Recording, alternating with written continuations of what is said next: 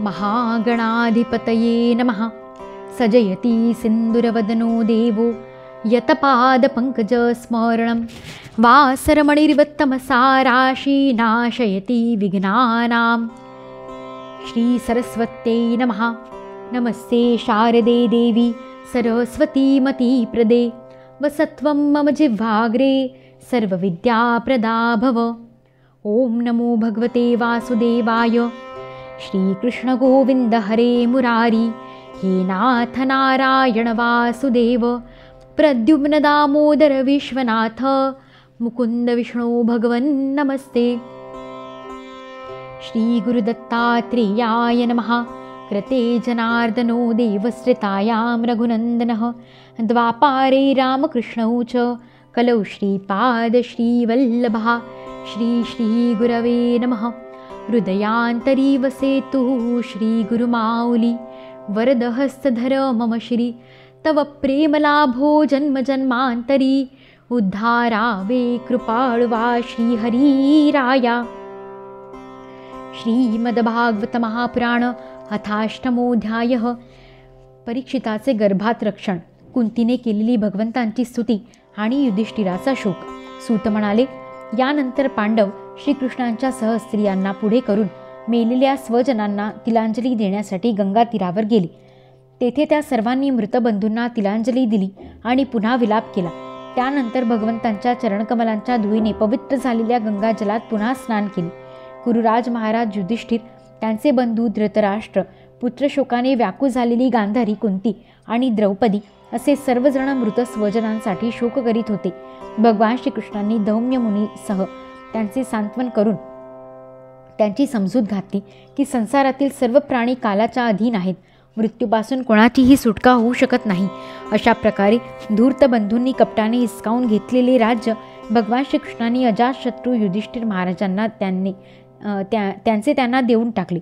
तसेच द्रौपदीच्या केश संभाराला स्पर्श केल्याने आयुष्य क्षीण झालेल्या दुष्ट राजांचा वध करविला। त्याचप्रमाणे उत्तम सामग्री आणि पुरोहितांद्वारे युधिष्ठिराकडून 3 अश्वमेध यज्ञ करविले। याप्रमाणे 100 यज्ञ करणाऱ्या इंद्रांच्या यशाप्रमाणे युधिष्ठिराचे पवित्र यश दशदिशात पसरविले। तदनंतर भगवान श्रीकृष्णांनी तेथून जाण्याचा विचार केला। व्यास आदी ब्राह्मणांचा सत्कार करून पांडवांचा निरोप घेतला। त्या सर्वांनीही भगवान श्रीकृष्णांचा मोठा सत्कार केला। त्यानंतर श्रीकृष्ण सात्यकी आणि उद्धवासह द्वारकेला जाण्यासाठी म्हणून रथावर आरूढ झाले। त्याचवेळी त्यांनी पाहिले की भयाने विवळ झालेली उत्तरा समोरून पळत पळत येते आहे। उत्तरा म्हणाली, देवादिदेवा जगदीश्वरा, आपण महान योगी आहात, आपण माझे रक्षण करा। या लोकात मला अभय देणारा आपल्याशिवाय अन्य कोणीही नाही, कारण इथे तर प्रत्येकजण दुसऱ्याच्या मृत्यूलाच कारण होत आहे। हे प्रभो, आपण सर्व शक्तिमान आहात। तप्त असलेला हा लोखंडी बाण माझ्याचकडे वेगाने येत आहे। स्वामी, हा माझे खुशाल भस्म करो, परंतु याने माझ्या गर्भाला धक्का पोहोचवू नये। सूत म्हणाले, तिचे करुणावचन ऐकताच भगवत बत्सल भगवान समजून चुकले की अश्वत्थाम्यानेच पांडवांचा वंश नाहीसा करण्यासाठी ब्रह्मास्त्राचा प्रयोग केलेला आहे। हे मुनिश्रेष्ठ, जळत असलेले 5 बाण आपल्याकडेच येत असलेले पांडवांनी त्याच वेळेस पाहिले, म्हणून त्यांनीही आपापली अस्त्रे सज्ज केली। सर्व शक्तिमान भगवान श्रीकृष्णांनी आपल्या अनन्य प्रेमी भक्तांवर संकट आलेले पाहून आपल्या सुदर्शन चक्राने त्यांचे रक्षण केले। योगेश्वर श्रीकृष्ण सर्व प्राण्यांच्या हृदयात आत्मरूपाने विराजमान आहेत। पांडवांची वंशपरंपरा चालू राहण्यासाठी त्यांनी आपल्या मायेने उत्तरेचा गर्भ आच्छादित केला। शौनका, जरी ब्रह्मास्त्र हे अमोघ आहे आणि त्याला प्रतिकार करण्याचा कोणताच उपाय नाही, तरी भगवान श्रीकृष्णांच्या तेजासमोर आल्यावर ते शांत झाले। हे आश्चर्य समजण्याचे काही कारण नाही, कारण भगवान श्रीकृष्ण तर सर्व आश्चर्यांचे निधान आहेत। ते स्वतः अजन्मा असूनही आपल्या मायेच्या योगाने त्या विश्वाची उत्पत्ती, रक्षण आणि संहार करतात। जेव्हा भगवान श्रीकृष्ण जाण्यासाठी निघाले तेव्हा त्या ब्रह्मास्त्राच्या ज्वालांतून मुक्त झालेल्या आपल्या पुत्र आणि द्रौपदीसह सती कुंतीने या प्रकारे स्तुती केली। कुंती म्हणाली, आपण सर्व जीवांच्या बाहेर आणि आत राहत आहात, तरी सुद्धा आपण प्रकृतीच्या पलीकडील आदिपुरुष परमेश्वर असल्याने इंद्रिय आणि वृत्ती यांनी पाहिले जाऊ शकत नाही। मी आपणास नमस्कार करते। इंद्रियांद्वारा जे काही जाणले जाते त्याच्या तळाशी आपण विद्यमान असता, परंतु आपल्या मायेच्या पडद्याने झाकलेले असता। मी अज्ञानी स्त्री, अविनाशी पुरुषोत्तम अशा आपणास कशी जाणू शकेन? नटाचा वेश धारण करणाऱ्यास प्रत्यक्ष पाहूनही मंदबुद्धीचे लोक ओळखू शकत नाहीत, तसेच आपण आम्हास ओळखू येत नाहीत. आपण शुद्ध हृदयाच्या विवेकी जीवनमुक्त परमहंसाच्या हृदयामध्ये आपली प्रेममय भक्ती अंकुरित करण्यासाठी अवतीर्ण झाले आहात. मग माझ्यासारखी अल्पबुद्धी स्त्री आपल्याला कशी बरी ओळखू शकेल? हे श्रीकृष्णा वासुदेवा, देवकी नंदना, नंदगोपांचे लाडके बाळ गोविंदा, आपणास आमचा पुन्हा पुन्हा नमस्कार असो. ब्रह्मदेवांचे जन्मस्थान असलेल्या ज्यांच्या नाभीतून कमल प्रकट झाले आहेत, ज्यांनी सुंदर कमळांची माळ धारण केली आहे, त्यांचे नेत्र कमलाप्रमाणे आहेत, ज्यांच्या चरणावर कमलांचे चिन्ह आहे, अशा तुम्हाला माझा वारंवार नमस्कार असो. हे ऋषिकेशा, दुष्ट कंसाने कैद केलेल्या आणि पुष्कळ दिवस शोकग्रस्त असलेल्या देवकीचे आपण जसे रक्षण केले, त्याचप्रमाणे माझे आणि माझ्या पुत्रांचेही आपणच वेळोवेळी संकटापासून रक्षण केलेत. आपण आमचे स्वामी आहात, सर्वशक्तिमान आहात. संकट निवारणाचे किती म्हणून प्रसंग सांगावेत. विषप्रयोगापासून, लाक्षागृहाला लागलेल्या भयानक आगीपासून, हिडिंबा आणि इत्यादी राक्षसांच्या तावडीतून, दुष्टांच्या द्यूतसभेच्या वेळी, वनवासातील आपत्तीपासून, अनेक वेळा झालेल्या युद्धाच्या वेळी, महारथ्यांच्या अस्त्रांपासून आणि आता अश्वस्थाम्याच्या ब्रह्मास्त्रापासून आपण आमचे रक्षण केलेत. हे जगद्गुरू, आमच्या जीवनात पावला पावला गणिक आमच्यावर संकटे येत राहावोत, कारण संकटांच्या वेळीच आपले निश्चित दर्शन होते आणि दर्शनानंतर तर जन्म मृत्यूच्या फेऱ्यातूनच सुटका होते. उच्च कुळात जन्म, विद्या आणि संपत्ती यामुळे गर्विष्ठ झालेली माणसे तर आपले नाव घेऊ शकत नाहीत, कारण आपण स्वतःजवळ प्रापंचिक वस्तू आणि वासना न ठेवणाऱ्यांनाच दर्शन देता. आपण निर्धनांचे धन आहात. मायेचा प्रपंच आपल्याला स्पर्श करू शकत नाही. आपण आत्मानंदातच रममाण असता. आपण परमशांत स्वरूप आहात. मोक्षाचे आपणच अधिपती आहात. आपल्याला मी वारंवार नमस्कार करते. मी आपल्याला अनादी, अनंत, सर्वव्यापक, सर्वांचे नियंते, काळ स्वरूप असलेले असे परमेश्वर समजते. भेदभावामुळे आपापसात कलह करणाऱ्या सर्वांमध्ये आपण मात्र समान रूपाने संचार करीत असता. भगवन, आपण जेव्हा मनुष्यासारखी लीला करता तेव्हा काय करू इच्छिता ते कोणाला समजत नाही. आपणास कोणी प्रिय नाही, कोणी अप्रिय नाही. आपल्या संबंधी मात्र लोकांची बुद्धी विषम आहे. आपण विश्वाचे आत्मा आहात, विश्वरूप आहात. आपण जन्म घेत नाहीत की कर्म करीत नाहीत, तरीसुद्धा पशुपक्षी, मनुष्य, ऋषी, जलचर आदी योनीत आपण जन्म घेता आणि त्या योनीनुसार दिव्यकर्मेही करता. ही आपली लीलाच होय.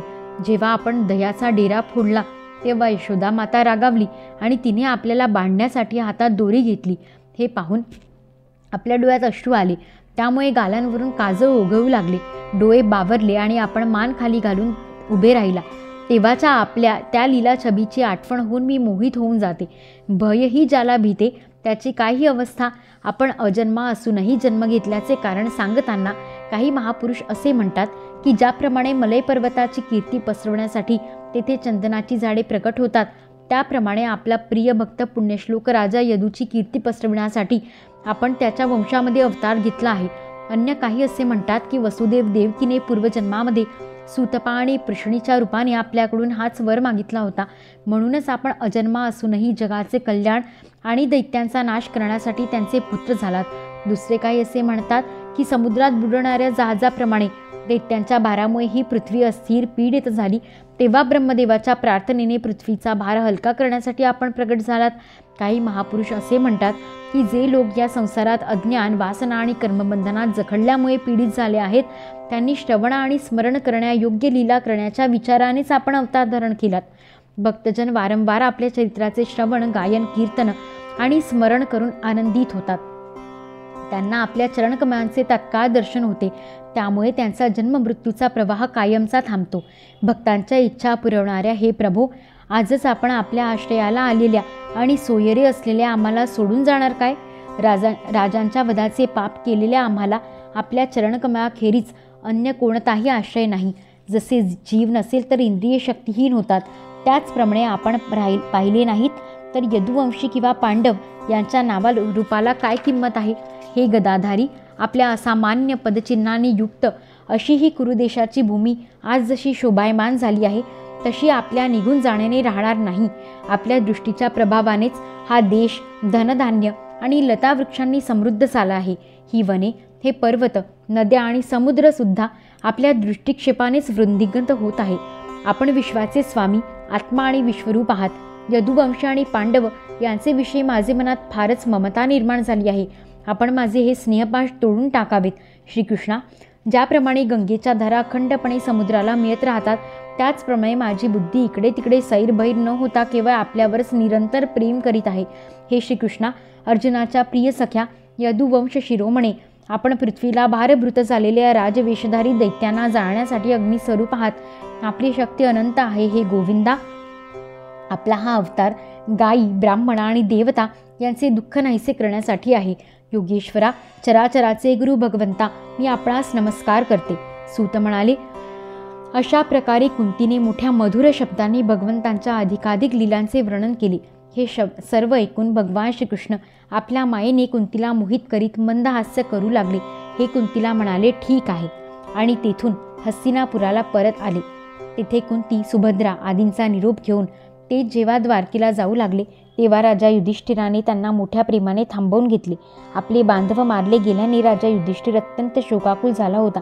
भगवंतांच्या लीलांचे मर्म जाणणारे व्यासांसारखे महर्षी आणि अद्भुत चरित्र दाखवणारे स्वतः भगवान श्रीकृष्ण यांनी अनेक ऐतिहासिक घटना सांगून त्याला समजाविण्याचा पुष्कळ प्रयत्न केला, परंतु त्याचे समाधान झाले नाही. तो शोक करीतच राहिला.